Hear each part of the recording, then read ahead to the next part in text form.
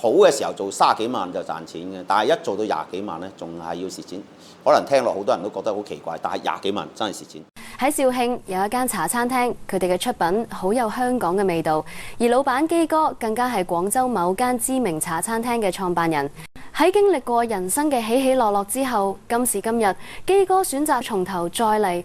就算係一間好細嘅餐廳，佢都堅持用最好嘅食材去製作食物。我哋今集就嚟睇下基哥同茶餐廳嘅故事。嗰陣時以前好耐，最早期係做呢個服裝批發嘅，我就應該係屬於第二代啦。第一、第二代嗰啲即係話喺廣州啊做批發嘅，因為廣州係個集散地，咁我啱啱我啲 uncle 同阿姨啊、啲 auntie 啊都係香港翻嚟開廠。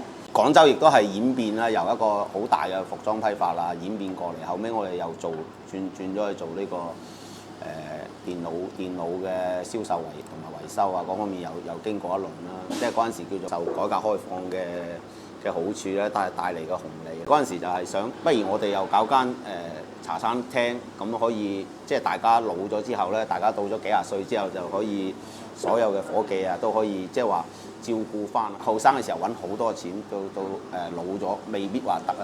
咁點樣安置啊嗰啲人咧？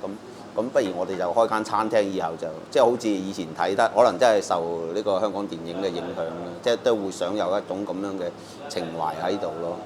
我做餐廳咧就跟我 auntie 嘅，佢係香港人嚟嘅，同我姨丈就過咗喺呢個蘇格蘭嗰邊開餐廳，開咗幾十年㗎啦。佢就好成功嘅。咁但係佢啲仔女咧就唔係好想做。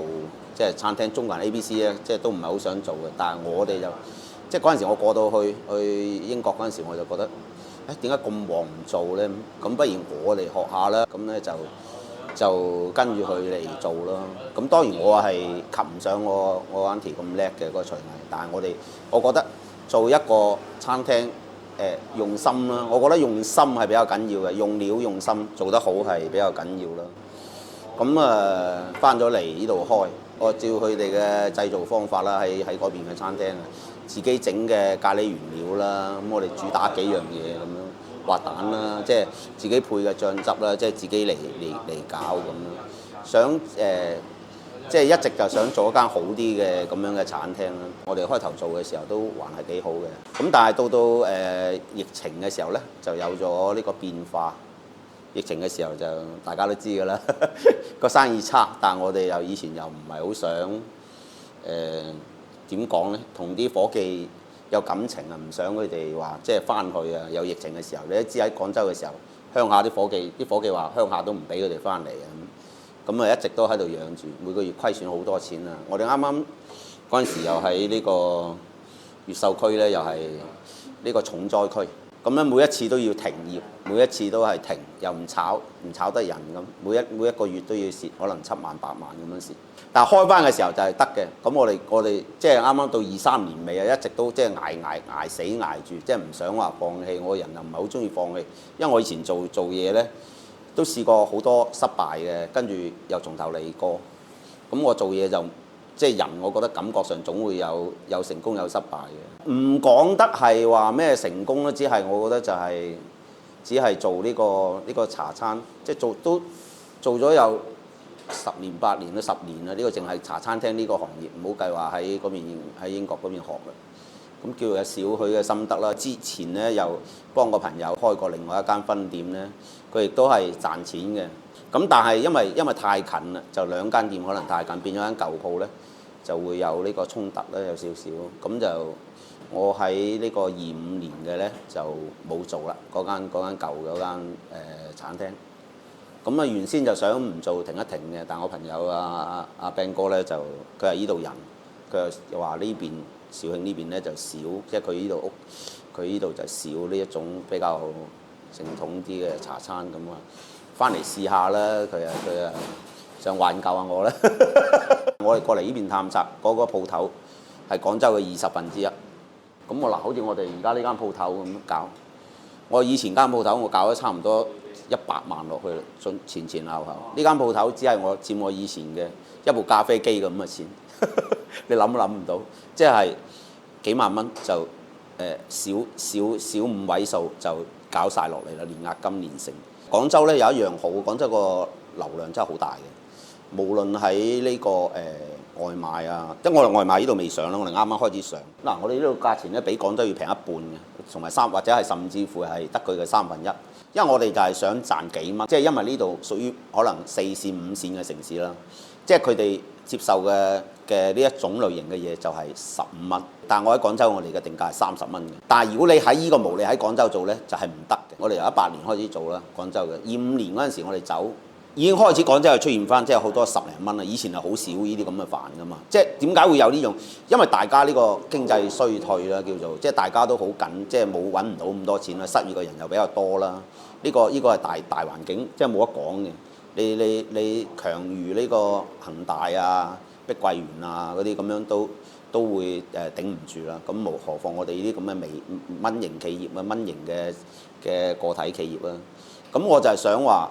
喺呢一度嘗試一下，可唔可以用一個好嘅食材，但係要賣一個好低嘅價錢，咁嚟嘗試一下，再翻去廣州呢邊嘅市場一定係冇廣州咁大嘅，但係可能或者係呢邊競爭力咧，亦都冇廣州咁強。我哋做呢度嘅，好似嗰啲客嚟嘅，好似做啲有啲產品啊，咁佢哋都會覺得哇，呢度係啲咩？比如講啲冬陰功湯或者啲咩滑蛋啊，會比呢度嘅人平同埋更加好食。咁因為我哋真係用翻晒進口嘅材料啊，好似豉油啊，咁用李錦記啊，咁樣即係之類嘅，好似啲嘢啊，泰國嘅香料啊，嗰啲咁樣嘅醬料啊，咁樣過嚟做。咁我就想嘗試一個模式咧，就係做一個好嘅，但係賣得好平嘅，睇下能唔能夠突圍，或者我哋翻去廣州再做一間之前我哋嘅餐廳喺近北京路附近嘅，一個月嘅成本要去到17萬。咁做好嘅時候做30幾萬就賺錢嘅，但係一做到20幾萬咧，仲係要蝕錢。可能聽落好多人都覺得好奇怪，但係20幾萬真係蝕錢，因為我哋就係想點咧？我嘅理念就係要做得嘅人快手，即係好似香港咁好勤力嘅。點解香港得我哋唔得？冇理由噶嘛！香港嘅嗰萬幾蚊個月，人哋都係做得到嘅。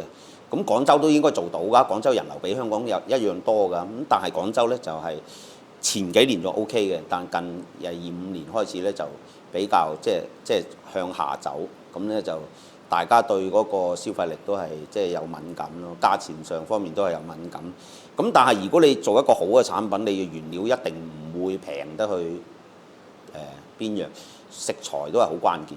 咁我而家係1/20嘅投資，1/20嘅成本咁嚟做，就算我做到你1/10，我都係 win 噶嘛。我諗法就係咁嘅，我哋即係做1/10嘅營業額，即係你廣州做30萬啦，一間嗰個店仔咁，比如講40方咁，咁我呢度我只要做4萬蚊，我都賺錢㗎，我就賺錢。我哋嘅理念就係咁樣啫嘛，即係我做4萬蚊我係賺錢，但係廣州你做24萬都要蝕幾萬嘅，蝕4萬咁嘅情況下，即係我想睇下探索一下咯。即係以前我好中意堆砌用好多好嘅原料啊，攞晒全部進口嘅嘢啊嚟做，想做一杯嘢咁，但係就唔賺錢喎，做出嚟嗰啲口碑係好啊，叫好唔叫座，咁點辦咧？即係好奇怪喎，因為你好似我哋做嘅奶茶，全部都攞進口啊，錫蘭紅茶啦嘅自己翻嚟拼配啦咁樣，咁做出嚟好貴啊，全部真奶啦，唔會用嗰啲咩糖啊，自己熬噶啦咁出嚟。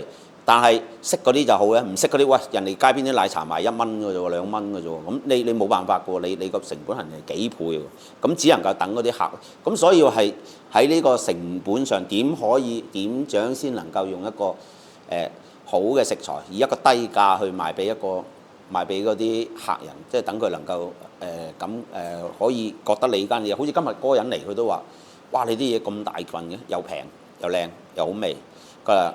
但係即係驚住我哋會頂唔住，佢話即係我話呢度即係個流量唔及廣州，你都知啦。你一做嘅時候，廣州咧就會一出嚟就可以爆。如果有錢投流係爆嘅廣州，即係有錢。但係我哋而家喺度做講老實，我哋嘅嗰個預算唔多，所以我哋只能夠點樣？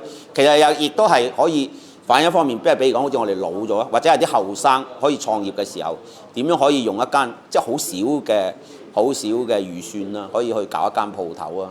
咁當然你要我覺得我唯一而家最大嘅就係我自己嘅嘅可能即係整嘢啊，對呢個運營啊咁樣各方面，即係話即係可能都有少少經驗咯。最大嘅就係咁咯。咁所以開頭開落嚟嘅熟客嘅復購率都係比較高嘅，但係而家個流量我哋都係未推開，咁都係想睇下點樣咯。希望可以做得到啦。基哥曾經都喺香港住過10幾年，對於香港嘅飲食文化其實都好 buy 嘅。香港呢，我覺得香港真係，因為我哋喺嗰度係零幾年到一幾年嗰個段期間喺嗰度嗰幾年呢，喺香港長住嘅。香港呢，我覺得真係屬於美食天堂，因為香港又係匯聚咗東西方嘅人，同埋香港嘅人可能受嗰個教育接受程度比較高呢。咁啊西餐啊，同埋佢又有好多東南亞嘅人啊，佢其實佢係做得好好食嘅。但係香港點解依家又走向咗即係話差好多，翻咗嚟大陸消費啊咁，我覺得香港係鋪頭貴同埋人工好貴。咁好似我哋以前做嗰啲有啲伙計都落咗香港做外勞啊。你一個外勞都要皮半嘢，咁你一個比如講好似一個炒鑊咁，你香港喐親就4萬5萬。你好多變咗佢嗰啲老闆做唔掂，點解而家香港嘅今年嘅香港嘅餐廳倒閉？你有冇即係如果你大家睇過啲消息就知倒閉幾百間啦，即係嗰啲舊式嘅。一方面啲後生唔想做啦，因為你要捱噶嘛，你要捱過一段時間先至可以你熟手噶嘛。咁香港就係成本太高啦，佢哋嘅做一個餐咁都係60、70啊，配杯嘢飲啊。你喺廣州你絕對即係喺大陸係可能上海、北京可能或者可能仲係接受，如果喺廣州係接受唔到噶啦，即係呢個價錢咁樣。即係我以茶餐廳為例啊，其他我唔講啊，我以我熟知嘅嗰啲為例啊。咁佢香港嘅下午茶餐佢都係有啲30幾蚊。如果你對一個收入係2萬零蚊嘅香港人嚟講，你30蚊消費係好平嘅啫嘛，30到50係冇問題嘅。但係換言之喺大陸呢，所以佢香港可以用好嘅食材去做，可以請到比較好嘅廚師啦。咁但係大陸呢，如果你即係而家比講，例如依邊啦，咁你嗰個價錢啊，你企咗喺度，咁你比如講你一件牛扒咁，牛扒你個成本你就企喺度，你賣30蚊嘅30蚊嘅牛扒，你係咪只能夠限制你喺10零20蚊啊？咁你香港唔係噶嘛？香港你如果我賣80分份牛扒，我可以攞50蚊嘅成本咯。佢個級數就一定就有優勢咗呢度咯。所以呢個你係要做一間，我哋以前就想做一間用好嘅，唔賣咁貴嘅。即係呢個就係成本同埋咩嘅，我都係處於一個摸索咯。即係話你要喺你自己嘅，即係覺得自己領悟咯。咁樣炒完咧，正常喺度，但係你呢度。我覺得好似香港咯，香港又係咁樣好窄細嘅地方啊，即係你要麻雀雖小五臟俱全啊。